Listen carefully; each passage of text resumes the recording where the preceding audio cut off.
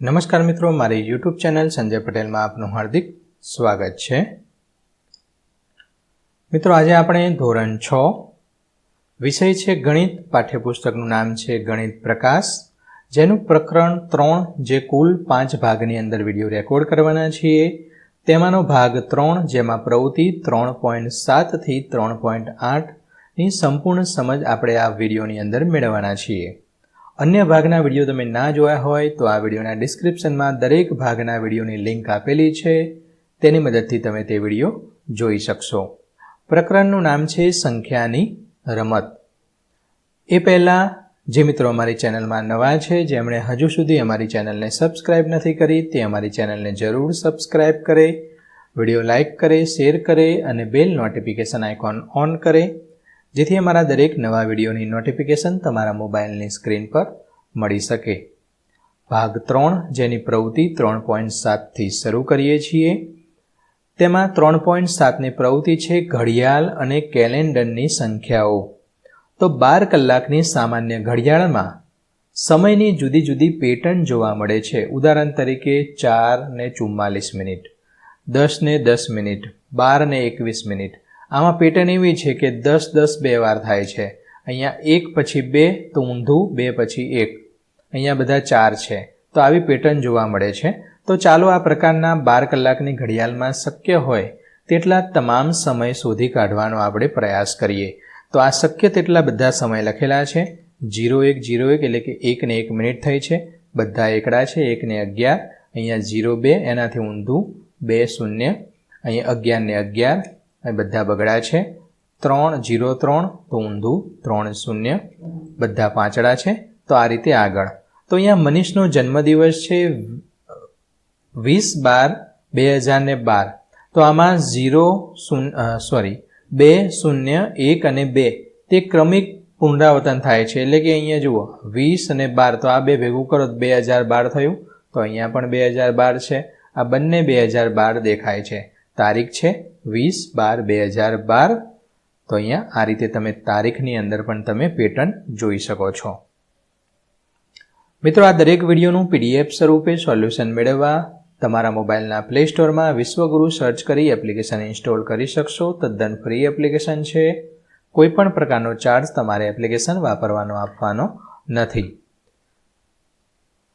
શરૂઆતની સ્ક્રીન આવી જોવા મળશે, તેમાં બધા ધોરણ પર ક્લિક કરી ધોરણ 6 પસંદ કરી ગણિત વિષય પર ક્લિક કરતા વિડીયોના ઓપ્શન પરથી તમે વિડીયો જોઈ શકશો અને PDFના ઓપ્શન પરથી તમે PDF સ્વરૂપે સોલ્યુશન મેળવી શકશો।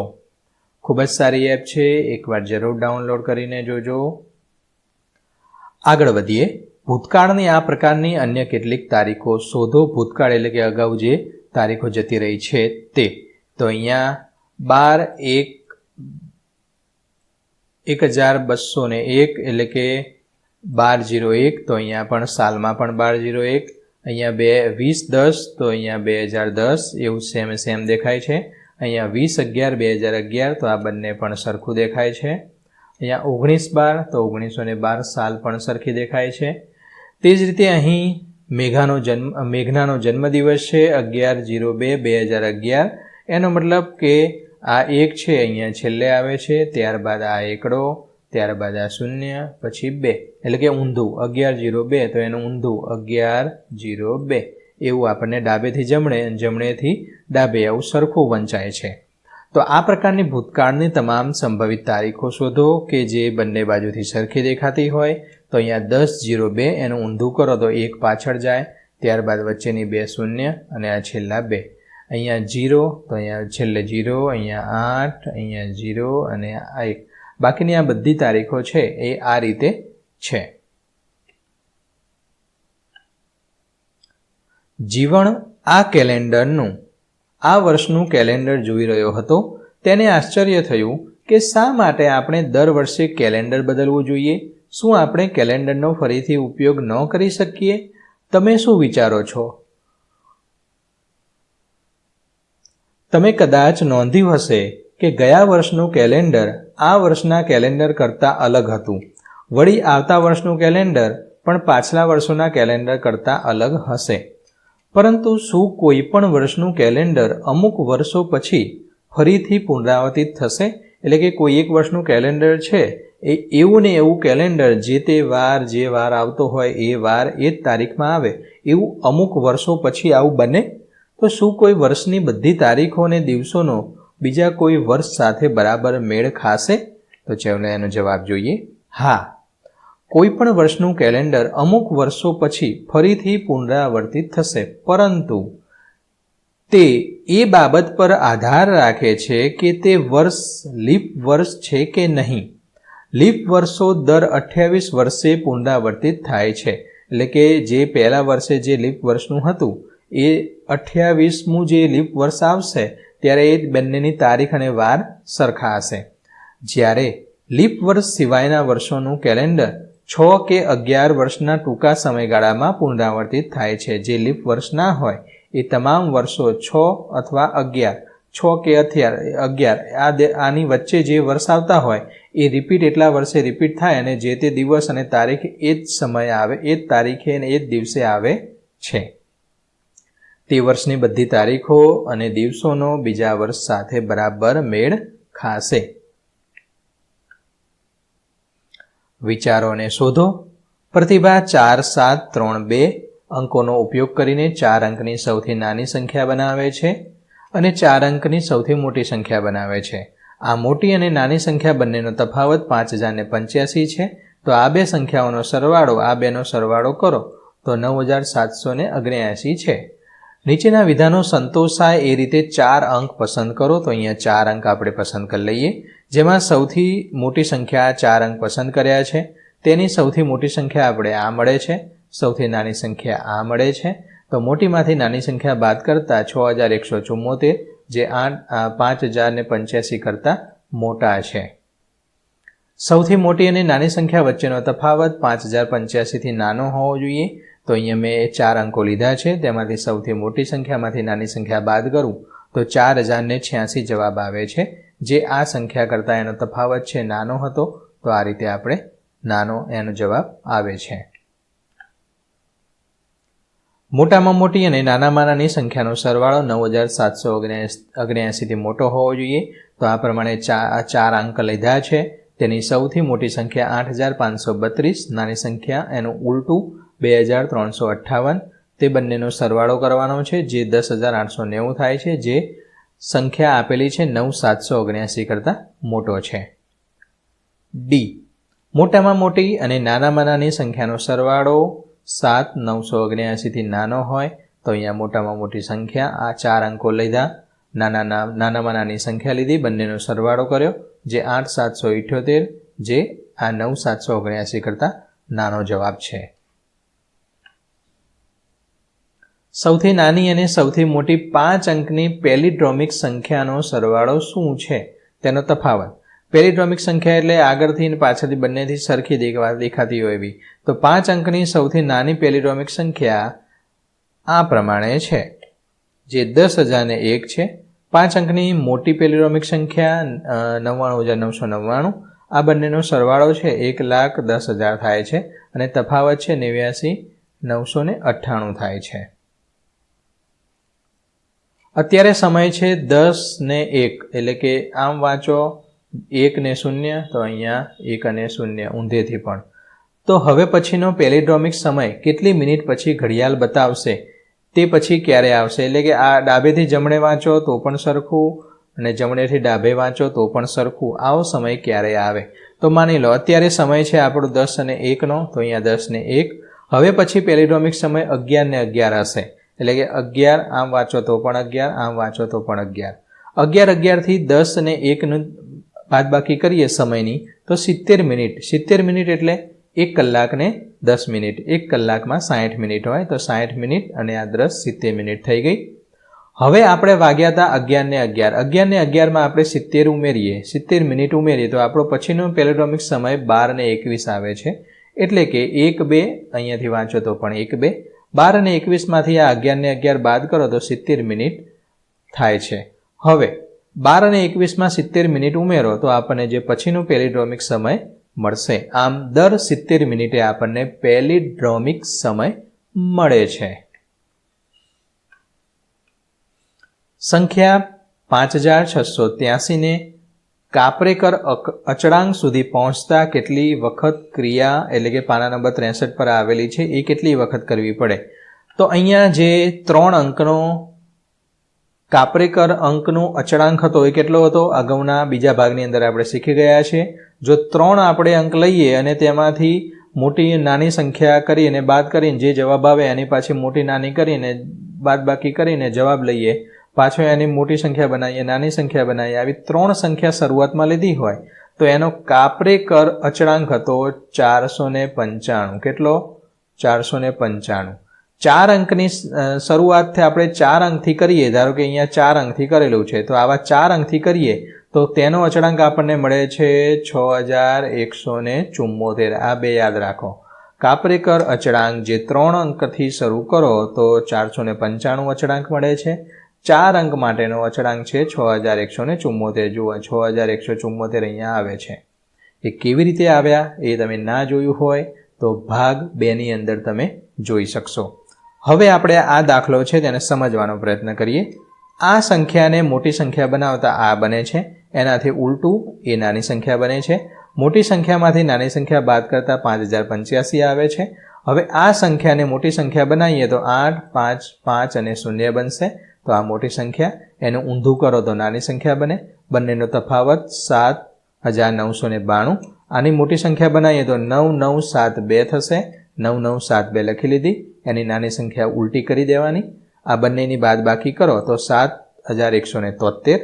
આમાંથી મોટી સંખ્યા બનાવીએ 7731 થશે, જે અહીંયા લખેલી છે. એને ઉલટાવતા નાની સંખ્યા બને.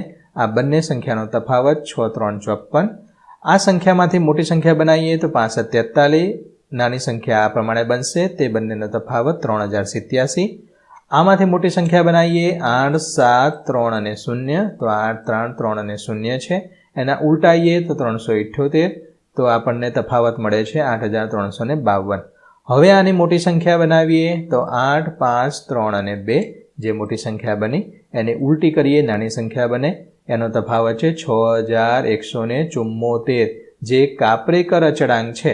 હવે આ 6174 માંથી મોટી સંખ્યા બનાવો 7, 6, 4 અને 1. તો અહીંયા લખ્યું 7, 6, 4 અને 1. આ મોટી સંખ્યા A. નાની સંખ્યા B બનાવો, ઉલટુવાનું 1, 4, 6 અને 7. હવે આ મોટી સંખ્યામાંથી આ નાની સંખ્યા બાદ કરશો તો આપણને આટલો જ જવાબ મળશે, 6174 મળે. કેટલું મળે? 6174 મળે. પાછું આ 6174 ને મોટી સંખ્યા બનાવીએ તો આ પ્રમાણે મોટી સંખ્યા બને.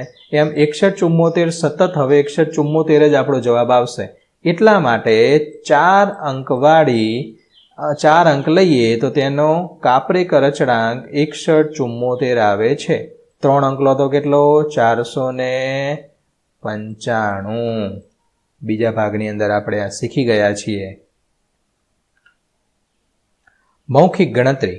આપેલી આકૃતિનું અવલોકન કરો. આકૃતિ તમને હું સમજાવી દઉં છું. આ શું કહેવા માંગે છે?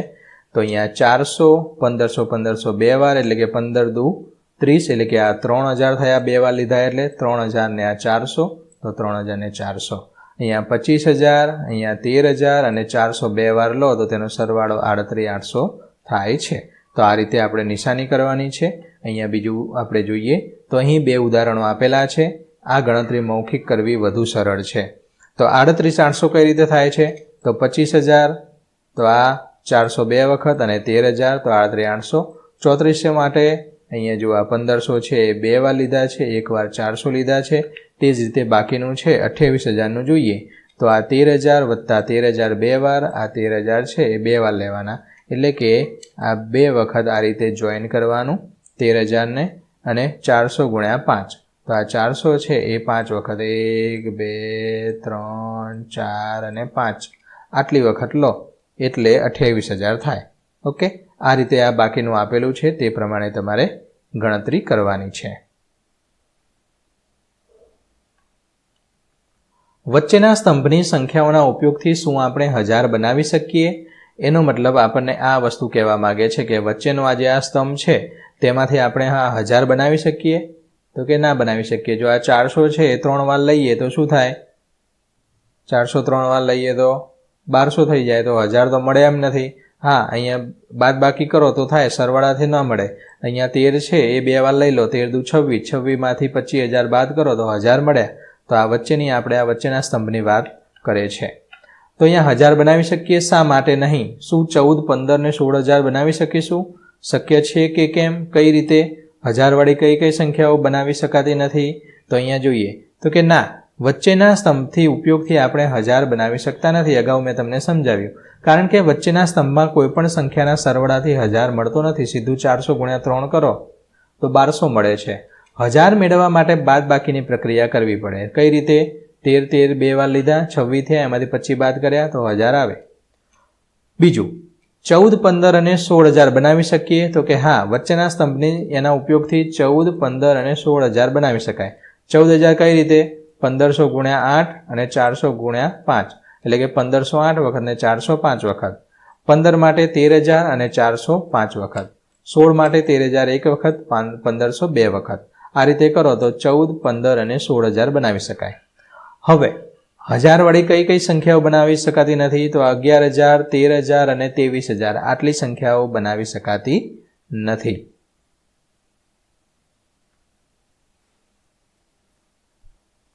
ઉમેરો અને બાદ કરો.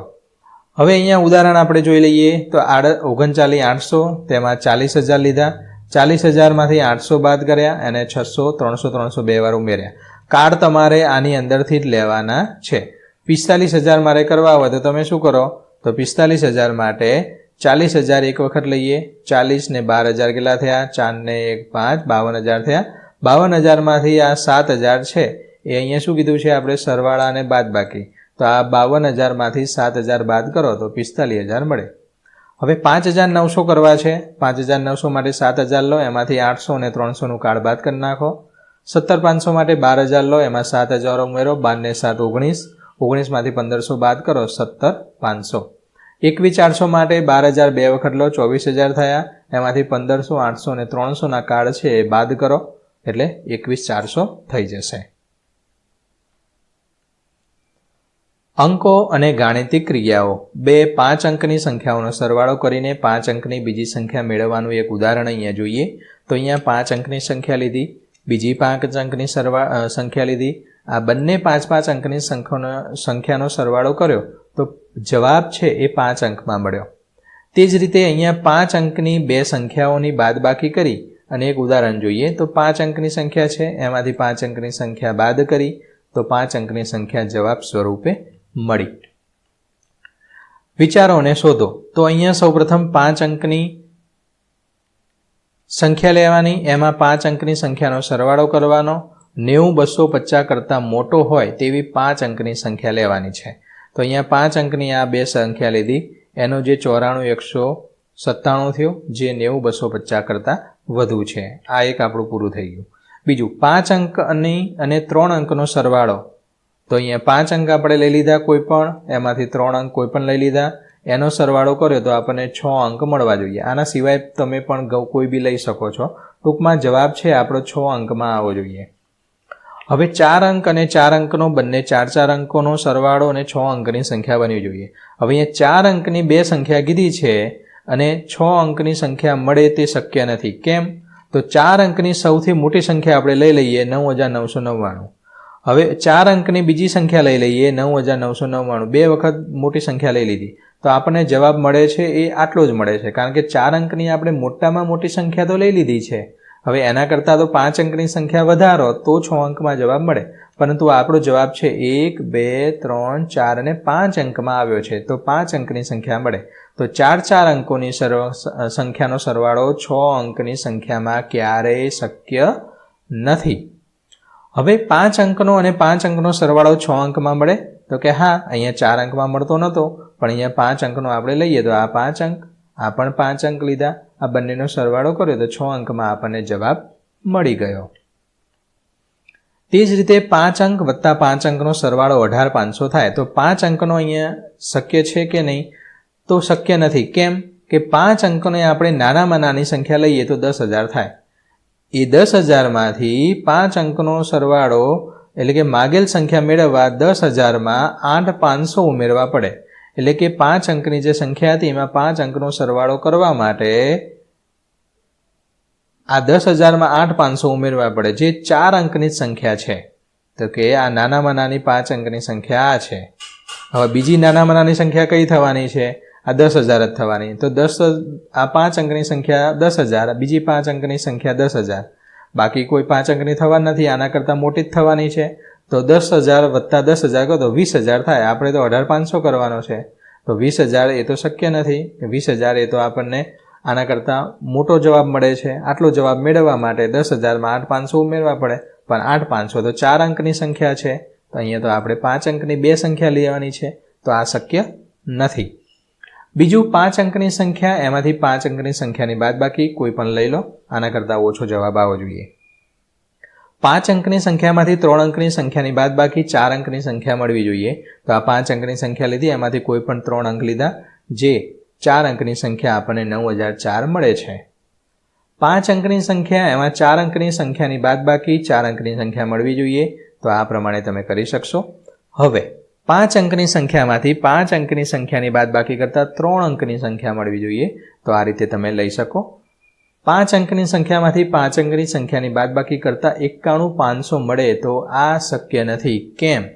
તો 5 અંકની સૌથી મોટી સંખ્યા છે એ 99,999 છે. માગેલી 5 અંકની સંખ્યાની બાદબાકી કરવા જઈએ તો આ સંખ્યા છે એ 5 અંકની, તો આપણને જે સંખ્યા મળી ગઈ આ રહી, નાનામાં નાની સંખ્યા 5 અંકની આ રહી મળે. આમાંથી 91,500 બાદ કરો તો 8,499 આવે. તો 8,499 બાદ કરો તો આપણને 91,500 જવાબ મળે, જે 4 અંકની સંખ્યા છે. આપણે તો 5 અંકની સંખ્યા બાદ કરવાની કીધી છે. તો તે શક્ય નથી. 4 અંકમાં જ જવાબ આવે. 4 અંકની સંખ્યા જ બાદ કરવી પડે તો જ 91,500 જવાબ મળે.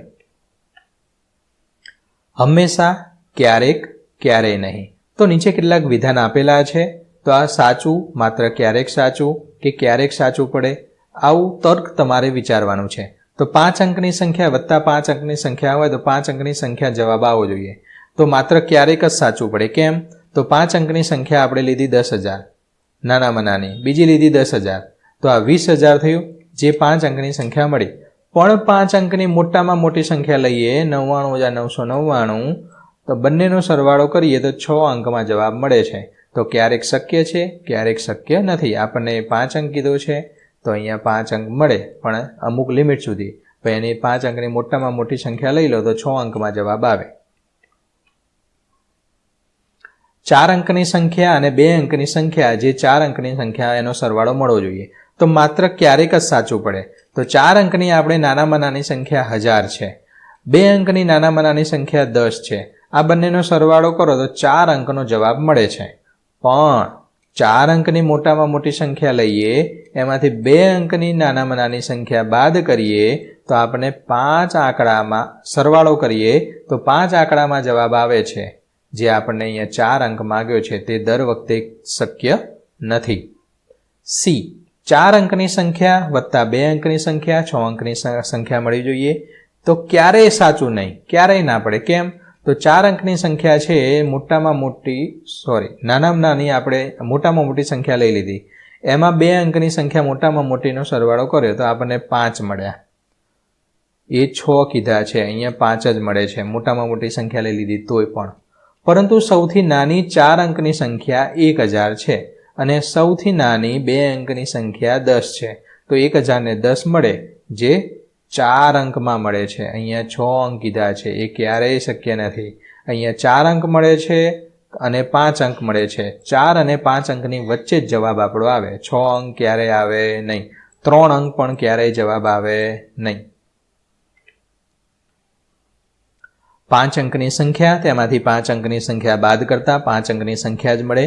તો અહીંયા 5 અંકની આપણે સંખ્યા ક્યારેક જ સાચું બને. તો 5 અંકની સંખ્યા લીધી, એનો જવાબ આપણે 5 અંકમાં મળ્યો. પરંતુ 56,889 5 અંકની લો તો એમાં 1693 મળે, જે 4 અંકની સંખ્યા છે. તો ક્યારેક સાચું, ક્યારેક ના પણ પડે. 5 અંકની સંખ્યામાંથી 2 અંકની સંખ્યા બાદ કરો, 3 અંકની સંખ્યા મળે. ક્યારેય સાચું નહીં, કારણ કે સૌથી નાની 5 અંકની સંખ્યા છે એ 10,000 છે. એમાંથી સૌથી મોટી 2 અંકની સંખ્યા છે, એની બાદબાકી કરો તો 99ની બાદબાકી કરતાં 9,901 મળે, જે 4 અંક છે. અહીંયા 3 અંક કીધા છે, એ ક્યારેય શક્ય નથી.